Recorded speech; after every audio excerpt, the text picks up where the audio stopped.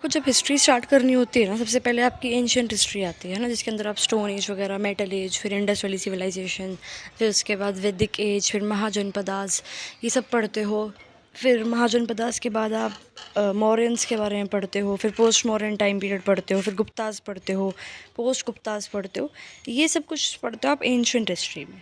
तो हिस्ट्री जब आप स्टार्ट करना चाहते हो तो सबसे पहले मैं आपको ये रिकमेंड करूँगी, जो मैंने एंशियंट हिस्ट्री की सीरीज़ डाल रखी है वो देखो। प्लेलिस्ट आप देखोगे आपको बहुत सारी वीडियोस दिखेंगी, तो ये मैं सोच रहा कि इतनी सारी वीडियोस है।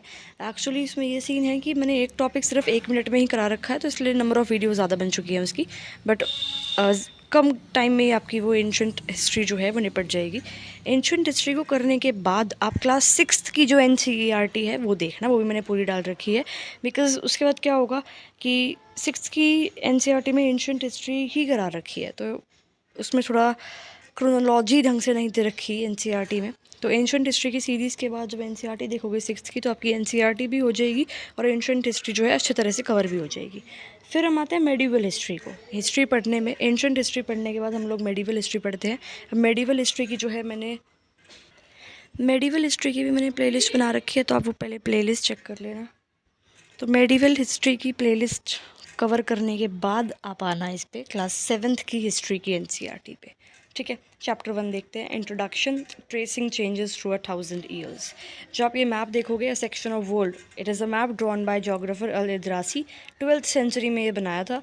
It shows the Indian subcontinent from land to sea. Indian subcontinent ये दिखाता है। फिर आप जब मैप 2 पे देखोगे, ये है, ये भी इंडियन सब कॉन्टिनेंट को ही दिखाता है। अर्लियर 18th सेंचुरी के टाइम पे एटलस नोवेउ ऑफ, ये नाम दे रखा है, गिलियामे दी आइसल, प्रोनाउंसिएशन गलत हुई तो आई एम सॉरी। ठीक है, तो ये देखो, ये भी इंडियन सब कॉन्टिनेंट का मैप है और ये भी इंडियन सब कॉन्टिनेंट का मैप है। जो पहला मैप है ये 1154 CE में बनाया था। अब CE का कॉन्सेप्ट, AD का कॉन्सेप्ट 1 मिनट में कवर करवाया एंशियंट हिस्ट्री की सीरीज़ में, सबसे पहली वीडियो आपको दिख जाएगी।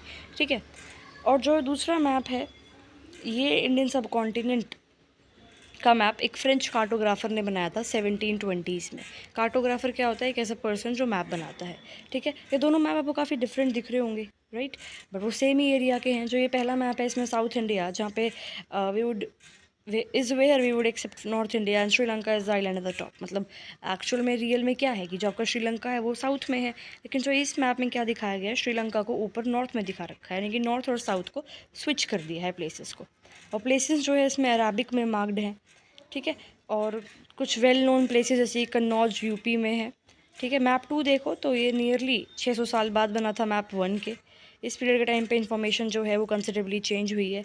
ये मैप और ज़्यादा फेमिलियर दिखता है जैसे कि जो आज का मैप है उससे, राइट। यही मैप जो है यूरोपियन सेलर्स और मर्चेंट जो हैं वो यूज़ करते थे। फिर आगे हम देखें न्यू एंड ऑल टर्मिनोलॉजीज़। तो हिस्टोरिकल रिकॉर्ड्स जो हैं वो वैरायटी ऑफ लैंग्वेजेस में एग्जिस्ट करते हैं और कंसिडरेबली चेंज होते हैं, क्योंकि लोग जो है ढूंढ रहे होते हैं चीज़ों के बारे में, है ना। हम लोग पढ़ रहे होते हैं चीज़ों के बारे में। तो अब जो हिस्ट्री हमें पता है, जो जोग्राफ़ी हमें पता है, वो स्टार्टिंग से वो सेम नहीं पता है। काफ़ी ज़्यादा चेंजेस जो हैं हिस्ट्री वगैरह में होते हैं। ठीक है, जैसे मेडिवल पर्शियन जो है लैंग्वेज जो है आपकी, वो डिफरेंट है फ्रॉम मॉडर्न पर्शियन। डिफरेंस सिर्फ ग्रामर या वोकैबुलरी में नहीं आता, इवन मीनिंग ऑफ वर्ड्स जो हैं वो भी ओवर टाइम चेंज होते हैं। जैसे हिंदुस्तान अगर हम टर्म लें तो आज इसका मतलब हम इंडिया समझते हैं, जो हमारा मॉडर्न नेशन स्टेट है ना। लेकिन पहले जो ये टर्म है 13th सेंचुरी में यूज़ किया था मिनहाज सराज ने, जो कि एक क्रॉनिकल है basically, right. A chronicler who wrote in Persian language में लिखते थे चीज़ों को, ठीक है, क्रोनोलॉजी के अकॉर्डिंग जो किताब लिखी जाती है उसे कहीं ना कहीं क्रॉनिकलर कहते हैं। ठीक है, और इन्होंने जो है हिंदुस्तान वर्ड यूज़ किया था। तो हिंदुस्तान से इनका मतलब था पंजाब हरियाणा वाला रीजन, गंगा यमुना के बीच वाला जो एरिया है वो। ठीक है, इन्होंने ये जो टर्म है पॉलिटिकल सेंस में यूज़ किया था, कि वो वाला एरिया जो कि दिल्ली सुल्तान के अंडर था, है ना। जो एरियाज थे included in this term shifted with the extent of सल्तनत, but the term never included south India. Right, देखो, हिंदुस्तान इन्होंने यूज़ किया था कि दिल्ली सल्तनत के अंदर जो टर्म थी, जो लैंड थी, दैट इज़ हिंदुस्तान। अब दिल्ली सल्तनत के अंदर लैंड इंक्रीज़ होती है, डिक्रीज़ होती है, सब कुछ होता है। तो जो वो लैंड जितनी भी थी दिल्ली सल्तनत के अंदर, उसको हिंदुस्तान कहा जाता था। एक पॉलिटिकल टर्म थी जिसके अंदर कभी भी साउथ इंडिया को ऐड नहीं करा जाता था। ठीक है, ये फिर हम आगे बात करें 16th सेंचुरी में, तो बाबर ने भी हिंदुस्तान की टर्म यूज़ करी थी, लेकिन उसने जोग्राफ़ी के रिस्पेक्ट में वो टर्म यूज़ करी थी। ठीक है, कि वहाँ की ज्योग्राफी, हमारे यहाँ का फोना कल्चर, जो इस इंडियन सब कॉन्टिनेंट में लोग रहते थे, उसके लिए इसने जो है हिंदुस्तान जो टर्म है वो यूज़ करी थी। ठीक है, सिमिलरली 14th सेंचुरी का एक पोइट था अमित खुसरो, राइट, उसने हिंद शब्द का प्रयोग किया था। ठीक है, और जो इंडिया जो टर्म है, जो एक जोग्राफिकल एंटिटी देता है हमारे रीजन को, एक कल्चरल आइडेंटिटी देता है हमारे रीजन को, राइट, अगर हम उसको कंपेयर करें हिंदुस्तान से, तो हिंदुस्तान जो है it did not carry any political या नेशनल मीनिंग पहले के टाइम में। जो अभी तो हम इसको एसोसिएट करते हैं कि हमारा देश है, बट पहले इसका मतलब कुछ और होता था। ठीक है, तो टॉपिक में यही पढ़ रहे हैं, न्यू एंड नॉन टर्मिनोलॉजीज जो है वो भी टाइम टू टाइम चेंज होती है, ये बेसिकली मतलब है यहाँ का। ठीक है, हिस्टोरियंस जो हैं, आज अगर वो पुराना टेक्स्ट पढ़ते हैं, कोई उनको टेक्स्ट मिलता है, तो उसको बहुत केयरफुल तरीके से उन्हें पढ़ना पड़ता है, क्योंकि ज़रूरी नहीं है जो टर्म हम आज कोई टर्म यूज़ करते हैं उसका मीनिंग हम जिस सेंस में लेते हैं, पहले वाले हिस्टोरियंस भी उसका मीनिंग उसी सेंस में लेते होंगे, ऐसा ज़रूरी नहीं होता। जैसे कि फॉरेनर जो टर्म है, आज हम कैसे यूज़ करते हैं इसको, कोई ऐसा इंसान जो कि परदेसी है, जो कि इंडियन नहीं है, राइट, लेकिन मेडिवल पीरियड में फॉरेनर जो टर्म है वो यूज़ होता था किसी स्ट्रेंजर के लिए who appeared in a given village. ठीक है, मतलब कोई किसी सोसाइटी है, किसी कल्चर का कोई मेंबर नहीं है, बाहर से कोई आ गया है, तो बेसिकली उसके लिए, मतलब एक गांव में, देश की बात नहीं हो रही, एक सिंपल गांव में, सिंपल एरिया में ही अगर हम बात करें, कोई बाहर से कोई एक स्ट्रेंजर वहाँ पे आपको दिख गया तो वो फॉरनर है। हिंदी में जो टर्म परदेसी हम यूज़ करते हैं, राइट, और पर्शियन में अजनबी टर्म यूज़ करते हैं। तो एक सिटी ड्वेलर देयर फॉर एक फॉरेस्ट ड्वेलर के लिए फॉरनर होगा, एंड वाइस वर्सा, बेशक वो एक ही गाँव में रहते हो। ठीक है, तो ये सब इस टॉपिक में हमने पढ़ा। नेक्स्ट टॉपिक है हिस्टोरियंस एंड देयर सोर्सेज। तो historians different different sources use करते हैं पास्ट के बारे में पढ़ने के लिए, है ना। जैसे कि 6th क्लास में हमने पढ़ा था गुप्ता डायनेस्टी के बारे में, हर्षवर्धन के बारे में। ठीक है, इस बुक के अंदर बेसिकली हम पढ़ते हैं 700 से 1750। मेडिवल हिस्ट्री की आप प्लेलिस्ट देखोगे तो मैंने आपको बता रखा है कि हम जो पढ़ते हैं 500 से 800 साल का टाइम पीरियड, वो मेडिवल हिस्ट्री में पढ़ते हैं, है ना। तो वही इस किताब के अंदर हम 700 से 1750 के टाइम पीरियड का टाइम पढ़ते हैं, की हिस्ट्री पढ़ते हैं बेसिकली इस टाइम पीरियड की। ठीक है, पिछली किताब के अंदर हमने एंशिएंट पढ़ी थी 6th की हिस्ट्री में। 7th की जो है आपकी हिस्ट्री की एनसीईआरटी, उसके अंदर मेडिवल हिस्ट्री को थोड़ा सा देखते हैं। ठीक है, डिटेल में तो नहीं देखते क्योंकि 7th क्लास के अकॉर्डिंग बच्चों की बुक बनाई गई है, तो उस हिसाब से देखते हैं। तो चलो नेक्स्ट पैराग्राफ देखो। अब कैसे पता लगता है हमें हिस्ट्री के बारे में, coins, inscriptions, architecture, textual information कुछ मिल गई, है ना। और number and variety of textual records increase dramatically during this period. तो जो ये पीरियड था, इस टाइम पर राइटिंग बहुत ज़्यादा बढ़ रही थी, बहुत सारी किताबें, हमें टेक्सचुअल रिकॉर्ड्स बहुत ज़्यादा मिले हैं।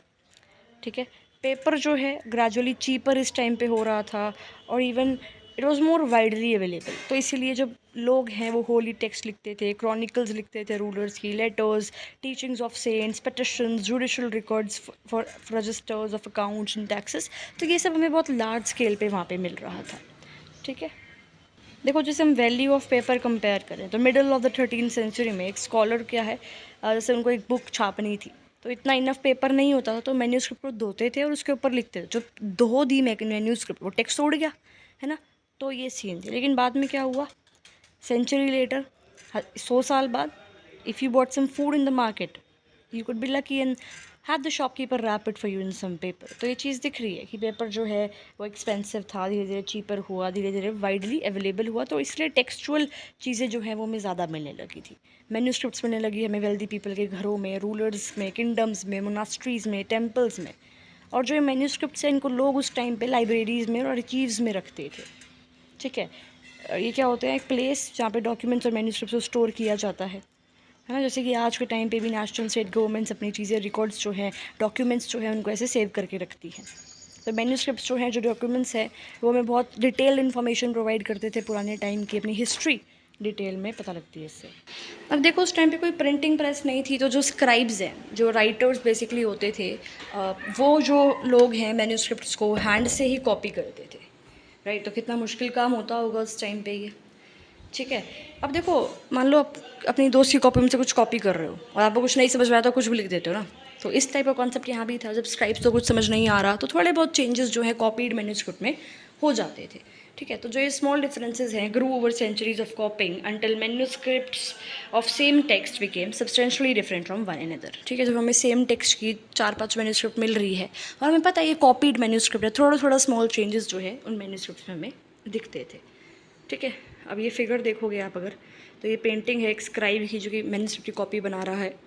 ठीक है, पेंटिंग की बात कर रहे हैं, तो इसकी डायमेंशंस आपको दे रखी है 10.5 centimetre bye 7.1 centimetre in size छोटा है इसलिए इसको मिनिएचर बोलते हैं। और मिनिएचर पेंटिंग्स जो है वो कई बार आपकी मैन्यूस्क्रिप्ट्स के अंदर भी बनाई जाती थी, छोटी छोटी पेंटिंग जैसे आपके बुक में होती है ना, बुक में ही देख लो, ये बुक में तो आपकी फिगर दे रखी है। तो इसी तरह से मैन्यूस्क्रिप्ट में भी कई मिनिएचर पेंटिंग्स जो हैं बनाई जाती थी। ठीक है, फिर आप ये देखो different kinds of handwritings, Persian and Arabic difficult.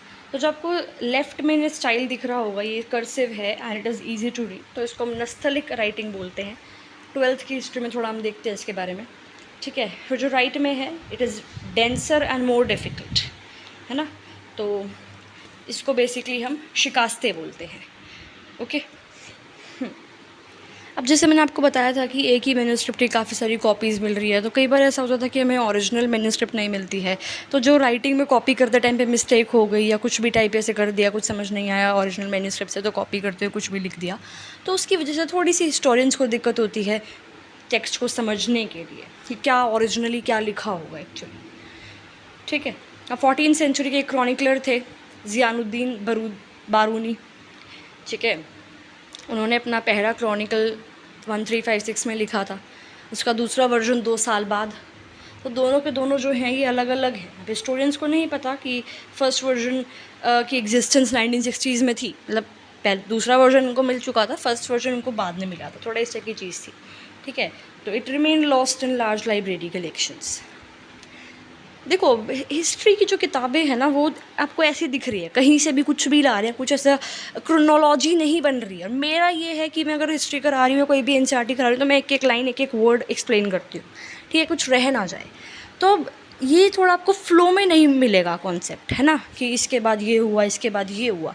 तो इसीलिए मैंने आपको स्टार्टिंग में ही बोला था कि एंशिएंट हिस्ट्री की सीरीज़ पहले देखो, फिर 6th की एनसीईआरटी देखो, फिर ये आप मेडिवल हिस्ट्री की जो मेरी प्लेलिस्ट है वो देखो, एंड उसके बाद आप 7th की जो हिस्ट्री की एनसीईआरटी है उसको देखना। राइट, जब 8th की पे आएंगे तब हम उसके बाद बताऊंगे आपको किस तरह से क्या सीरीज़ आपको पैटर्न फॉलो करना है हिस्ट्री पढ़ने का। ठीक है, हम नेक्स्ट टॉपिक देखते हैं, new social and political groups. तो इस बुक में हम पढ़ेंगे 700 से 1750 के बीच में। ठीक है, बहुत सारी डेवलपमेंट्स इस टाइम पे हो रही थी।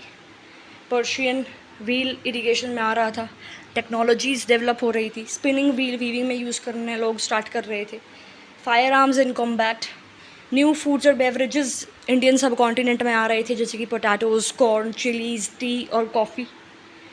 ठीक है, तो जब बाहर से लोग हमारे यहाँ पर आए इंडिया में, तो वो अपनी टेक्नोलॉजीज़ को अपने साथ लेकर आए। सिमिलरली जब यहाँ से वो बाहर गए तो अपने इंडिया की टेक्नोलॉजीज़ या अपने मतलब आइडियाज़ एक्सचेंज हुए थे। ठीक है, तो उसकी वजह से economic, political, social, cultural changes हो रहे थे, जिसके बारे में हम पढ़ेंगे चैप्टर 5 में डिटेल में। ठीक है, जैसे ये पर्शियन व्हील आप देख सकते हो फिगर में। ठीक है, इस टाइम पीरियड पे ग्रेट मोबिलिटी भी हो रही थी। जो 700 से हम बेसिकली 1750 के बीच में टाइम पीरियड पढ़ रहे हैं, it was a time of great mobility, यानी कि ग्रुप्स ऑफ पीपल जो हैं वो लॉन्ग डिस्टेंसेस ट्रैवल कर रहे थे इन सर्च ऑफ अपॉर्चुनिटी। सब कॉन्टिनेंट में इस टाइम पे इमेंस वेल्थ थी, सोने की चिड़िया बोलते थे, right, possibilities for people to carve a fortune. ठीक है, एक ग्रुप ऑफ पीरियड जो इस टाइम पे इम्पॉर्टेंट हुआ था, राजपूत्स रूलर्स इम्पॉर्टेंट हुए थे, जिनका नाम राजपुत्र से आया है, यानी कि सन ऑफ रूलर, राजा का पुत्र, right, son of a ruler. 8th और 14th सेंचुरीज़ के बीच में जो ये टर्म है Rajput, it was generally applied to a group of warriors, जो Kshatriya clan basically Kshatriya caste के लोग होते थे, उनके लिए फिर ये जो टर्म है जनरली राजपूत जो टर्म है उनके लिए यूज़ होने लग रहा था। ठीक है, जो टर्म है इसके अंदर सिर्फ रूलर्स या चीफ्टेन्स ही नहीं थे, सोल्जर्स और कमांडर्स भी थे, जो कि आर्मीज़ डिफरेंट मोनार्कीज़ जो सब कॉन्टिनेंट भी थी उनकी जो आर्मीज़ थी उनमें जो सर्व करते थे उनके लिए भी ये टर्म बेसिकली यूज़ होता था। बेसिकली जो वॉरियर क्लैन था ना, कि जो लड़ रहे आर्मीज़ में लोग हैं, उनके लिए बेसिकली राजपूत टर्म जो है यूज़ होने लग रहा था इस टाइम पे। ठीक है, बाकी ग्रुप्स ऑफ पीपल जैसे मराठास, सिख्स, जाट्स, अहोम्स पढ़ते हैं, इसके बारे में हम डिटेल में पढ़ते हैं। और कुछ आपका ऐसा भी है कि हिस्ट्री में नहीं एडेड होता है, जैसे आप एनसीईआरटीज़ पढ़ते हो या जो एग्ज़ाम्स के लिए मेडिवल एंशिएंट हिस्ट्री पढ़ते हो, उसमें रिस्ट्रिक्टेड सिलेबस होता है, सारा नहीं होता। तो अगर मराठास के बारे में आपको डिटेल में पढ़ना है तो एक बुक है मराठास पे, ओमेंद्रा रत्नू करके ऑथर है, उनकी बुक है महाराणास, उसका आप रीड कर सकते हो। बहुत ही अच्छी किताब लगी मेरे को तो वो, तो ओके। इस टाइम पे फिर मराठा, सिख्स वगैरह ये सब लोग भी आ रहे थे, and they also use the opportunities of this age, medieval age basically, to become politically important. ठीक है, और जो कास्ट थी स्क्राइब्स की और सेक्रेटरीज़ की, कायास्थाज, होम्स वगैरह, ये सब भी आ रहे थे। ठीक है, through out this period gradual clearing of forest हो रही थी, एक्सटेंशन ऑफ एग्रीकल्चर हो रहा था। ठीक है, change faster and more complete in some areas and in others, changes in habitat force many forest dwellers to migrate. ठीक है, others started tilling the land and became peasant. Settled agriculture जो है इस टाइम पे आ रहा था। Habitat क्या होता है? एक इन्वायरमेंट, एक रीजन का, और सोशल और economic lifestyle of its residents, जहाँ पे एरिया, जिस एरिया में लोग रहते हैं उसको हैबिटेट बोलते हैं। ठीक है, तो न्यू पीजेंट ग्रुप्स जो हैं, gradually they were influenced by markets, chieftains, priests, monasteries, temples, और जो peasants हैं they became a part of large complex societies and they were required to pay taxes और offer goods and services to the local lords.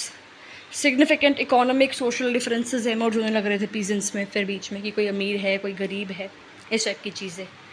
किसी के पास productive land ज़्यादा थी, कुछ cattle भी रखते थे, कुछ एग्रीकल्चर एक्टिविटी के साथ साथ आर्टिसनल वर्क भी कर रहे हैं, आर्ट वाला जो काम है वो सब काम भी कर रहे हैं। ठीक है, सोसाइटी जो है डिफ्रेंशिएटेड हो रही थी, पीपल जो हैं खुद को सब कास्ट में, जातीज़ में डिवाइड करने लग रहे थे, अपने ऑक्यूपेशंस के अकॉर्डिंग खुद को रैंक कर रहे थे सोसाइटी में। ठीक है, रैंक्स जो है वो परमानेंटली फिक्स नहीं थी यहाँ पे, लेकिन वो पावर के अकॉर्डिंग वेरी करती थी। ठीक है, resources control by the members of the जाति के अकॉर्डिंग वेरी करती थी। तो स्टेटस ऑफ सेम जाति जो है वो एरिया टू एरिया जो है वेरी करता है। ऑब्वियसली आज के टाइम पे भी यही है। ठीक है, तो जातीज़ जो है वो अपने खुद के रूल्स एंड रेगुलेशंस बनाते थे to manage the conduct of their members. Regulations जो है इनको इन्फोर्स कौन करता था? Assembly of elders. ठीक है, जहाँ जिसको कहीं ना किसी एरियाज़ में जाति पंचायत बोल दिया करते थे। जातीज़ जो हैं they were also required to follow the rules of their villages, और विलेजेस को कौन गवर्न करता था? चीफटेन। है together they were only one small unit of a state, यानी कि एक स्टेट में जो है डिफरेंट जातीज आपकी हैं। ठीक है, नेक्स्ट टॉपिक देखो, रीजन एंड एम्पायर। मैप 3 अगर आप देखोगे तो ये दिल्ली सल्तनत की प्रोविंसेस है ड्यूरिंग मोहम्मद बिन तुगलक के टाइम पे। ठीक है, Mohammad bin, according to the Egyptian source, तो इजिप्टियन सोर्स का नाम भी दे रखा है, पढ़ लो आप, ये दे रखा है। ठीक है, इनके सोर्स के अकॉर्डिंग ये दिल्ली सल्तनत का नक्शा था under MBT, that is Mohammad bin Tughlaq. ठीक है, फिर टॉपिक देखते हैं रीजन एंड एम्पायर। तो चोलाज के बारे में हम पढ़ते हैं चैप्टर 2 में, तुगलक्स के बारे में पढ़ेंगे, मुगल्स के बारे में पढ़ेंगे, संस्कृत प्रशस्ति। ठीक है, चैप्टर 2 में हम पढ़ेंगे। प्रशस्ति बेसिकली होते हैं जहाँ पे कुछ प्रेज़, किसी की तारीफ़ के उसमें कुछ लिखा होता है। तो एक दिल्ली सल्तनत थे गयासुद्दीन बलबन। देखो अब यही है, आप इसमें पढ़ोगे सिर्फ तुगलक्स और मुगल्स के बारे में। दिल्ली सल्तनत में और भी डायनेस्टीज़ थी, स्लेव डायनेस्टी थी जिसको मामलुक डायनेस्टी बोलते थे, तुगलक्स थे, खलजीज़ थे। ये सब जो हम पढ़ते हैं ना, ये मेडिवल हिस्ट्री में है, तो इसलिए उसकी वीडियोज़ आप देखोगे तो आपको और क्लैरिटी से समझ में आएगा कि इंडिया में शुरू से लेके अब तक क्या हुआ है हिस्ट्री में। आपको पूरी दिमाग में सेट हो जाएगा कि अच्छा पहले ये सीन था, फिर दिल्ली सल्तनत बनी, उसमें ये डायनेस्टीज़ थी, फिर मुगलों का राज था, मराठास वगैरह, ये सब इस हिसाब से पढ़ते हैं हम हिस्ट्री में। तो प्लेलिस्ट चेक करो, आपको इजीली समझ में आ जाएगा सब कुछ। ठीक है, तो गयासुद्दीन बलबन की जो प्रशस्ति थी, संस्कृत में लिखी गई थी, वो एक्सप्लेन कर रही थी वो प्रशस्ति कि he was the ruler of vast empire, जो कि बंगाल, गोडा ईस्ट में है, राइट, वहाँ से लेके गजनी अफ़गानिस्तान तक फैलता था वेस्ट में, और साउथ इंडिया तक, द्रविड़ रीजन तक फैलता था। डिफरेंट रीजन्स के लोग, जैसे कि गौड़ यानी कि आपका Bengal, Andhra, Kerala, Karnataka, Maharashtra, Gujarat, apparently fled before his armies. तो इसकी पावर जो है बेसिकली इस प्रशस्ति में दिखाई गई है। ठीक है, historians regard these as exaggerated claims of conquest. Historians कहते हैं कि बहुत एग्जैजरेट करके लिखा हुआ है, बहुत बढ़ा चढ़ा के बातें बेसिकली लिखी हुई हैं। एट द सेम टाइम वो अंडरस्टैंड करते थे हिस्टोरियंस की रूलर्स जो हैं वो क्यों कंट्रोल चाहते थे इन एरियाज़ का, और डिफरेंट पार्ट्स ऑफ सब कॉन्टिनेंट्स को क्यों उस पर कंट्रोल करना चाहते थे। तो ये सब कुछ रीजंस हिस्टोरियंस ही पढ़ते हैं, वही देखते हैं इंडिया की हिस्ट्री वगैरह। ठीक है, फिर ये लैंग्वेज एंड रीजन है, एक पोएम है ये अमित खुसरो की। ठीक है, 700 के टाइम पे जो मैनी रीजन्स, बहुत सारे रीजन्स जो हैं इस सब कॉन्टिनेंट में, they already possess different geographical dimensions, उनकी खुद की लैंग्वेज, जिसको हम चैप्टर 7 में डिटेल में पढ़ते हैं। डिफरेंट डिफरेंट डायनेस्टीज़ थी यहाँ पे, जैसे कि Cholas, Khaljis, Tughlaqs, Mughals, right, and they were able to build an empire जो कि pan regional spanning diverse region थे। ये एम्पायर सारे इक्वली स्टेबल, ये सक्सेसफुल नहीं थे। आगे के चैप्टर्स में हम पढ़ेंगे इसको। मुगल एम्पायर जो है 18th सेंचुरी में डिक्लाइन हो रहा था, फिर दोबारा से रीजनल स्टेट्स आने लग रही थी इंडिया में, है ना। लेकिन years of imperial pan region rule की वजह से जो इस रीजन्स का सब कॉन्टिनेंट जो है वहाँ का जो करेक्टर है वो चेंज हो रहा था, ऑल्टर हो रहा था बार बार, कि कभी इस्लामिक रूलर्स आ रहे हैं, कभी हिंदू रूलर्स आ रहे हैं। तो काफ़ी जो है चेंज, ऑल्टरेशन यहाँ के करेक्टर में, रीजन्स के करेक्टर में हो रही थी। ठीक है, आगे देखो। These regions felt the impact of larger pan-regional forces of integration without ever quite losing their distinctiveness. अब next topic है old and new religions. So 1000 years of history that we are exploring witnessed major developments in religious traditions जो हैं वो हुए थे। ठीक है, इस टाइम पे इम्पॉर्टेंट चेंजेस हो रहे थे, जैसे कि हिंदुज़म की अगर हम बात करें तो टेम्पल्स बन रहे थे, ब्राह्मणास की, प्रीस्ट की पोजीशन जो है वो है काफ़ी ज़्यादा इंक्रीज़ हो रही थी, and these are called the dominant groups in any society. इनकी जो नॉलेज है संस्कृत टेक्स्ट की, ब्राह्मणास की बेसिकली, उससे लोग इनको बहुत ज़्यादा रिस्पेक्ट करते थे। By the support of their patrons, new ruler searching for prestige. ठीक है, अब मेजर डेवलपमेंट्स इस टाइम पे भक्ति मूवमेंट हो रही थी, हम पढ़ते हैं ना भक्ति मूवमेंट के बारे में, सूफीज़म, सिखिज़म, ये सब पढ़ते हैं जहाँ भक्ति मूवमेंट आ रही थी, पढ़ेंगे इसको भी डिटेल में चैप्टर 6 में। ठीक है, ऑल्सो इस टाइम पे न्यू रिलीजियस रीजन्स आ रहे थे, जैसे कि इस्लाम। ठीक है, जो मर्चेंट्स या माइग्रेंट्स जो बाहर से आए थे वो अपनी कुरान के बारे में इंडिया में पढ़ा रहे थे 7th सेंचुरी में। मुस्लिम्स ने कुरान को अपनी होली बुक बताया है, और सॉवरेनिटी ऑफ वन गॉड अल्लाह जो है उसको वो एक्सेप्ट करते हैं कि अल्लाह की लव, मर्सी और उनकी ही वजह से जो है हम यहाँ पर हैं, मतलब ही इज़ ऑल माइटी। ठीक है, ये सब। फिर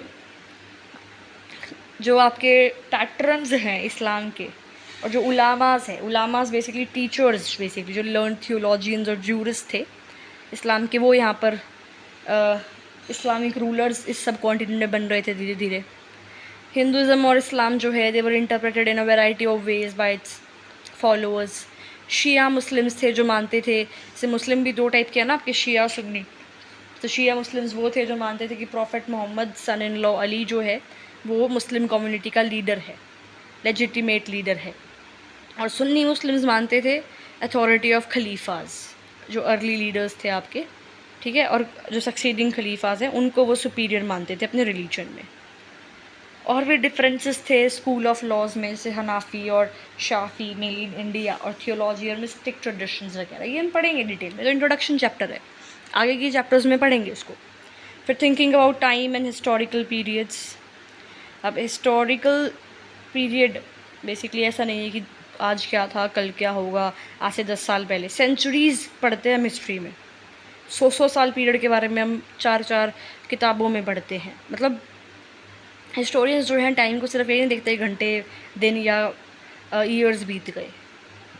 ठीक है, बेसिकली देखते हैं कि पहले ये रिलीजन था, फिर ये रिलीजन आ गया, तो ये पहले ये सोशल ऑर्गेनाइजेशन थी, पहले ये इकोनॉमिक ऑर्गेनाइजेशन थी, पहले सोसाइटी में ये आइडियाज़ थे, फिर ये चेंज हो गया। तो उस हिसाब से टाइम पीरियड को हम क्लासीफाई करते हैं, है ना। जैसे ब्रिटिश लोगों ने किया ही था ना, ऐसे ही तो क्लासीफाई कर रखा है हिस्ट्री को कि एंशंट हिस्ट्री यानी कि हिंदुज़म ज़्यादा था वहाँ पे, फिर मेडिवल इस्लामिक रिलीजन ज़्यादा था, इस्लाम, वैसे आई डोंट बिलीव कि मेडिवल के टाइम पे इस्लाम था। जब आपको पढ़ाऊँगी मैं, आपको मेडिवल हिस्ट्री के लिए आप वीडियो देखोगे, इवन फिर आप इसको भी देखोगे 7th की एनसीईआरटी को, तो आई डोंट बिलीव कि मेडिवल हिस्ट्री जो है उसके अंदर वो इस्लाम जो है वो डोमिनेंट रिलीजन था। नहीं, बिल्कुल भी नहीं।